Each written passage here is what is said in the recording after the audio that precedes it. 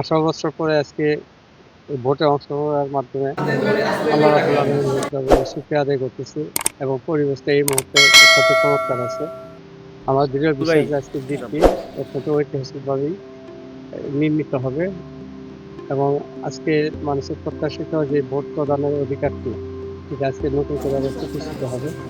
বাংলাদেশের জন্য এটা একটা দৃষ্টান্ত হিসেবে আসবে আমাদের ধারণা এবং বাংলাদেশ জাতীয়তাবাদী দল এই গণতন্ত্রের এই ধারাকে অব্যাহত রাখার জন্য বিগত দিনে যেভাবে সংগ্রাম করে আসছে, আগামী দিনেও সঠিক নেতৃত্বের মাধ্যমে এই দেশ গড়ার কারিগর হিসেবে আপনার জনগণের পাশে থাকবে এবং জনগণকে সেবা করতে পারে সক্ষম হবে। ধন্যবাদ। এটা অ্যাকচুয়ালি এটা জনশ্রুতি আছে এরকম যে এটা বাস্তবভাবে যদি কিছু হয়ে থাকে সেটা প্রশাসনিকভাবে তারা দেখবে এবং তারা দেখে আসছে হয়তো এর মধ্যে যে পদক্ষেপ নেওয়ার থেকে তারাই দিচ্ছে। আমাদের ব্যক্তিগতভাবে আমরা এইভাবে এখন আমাদের মধ্যে কোনো আসে না।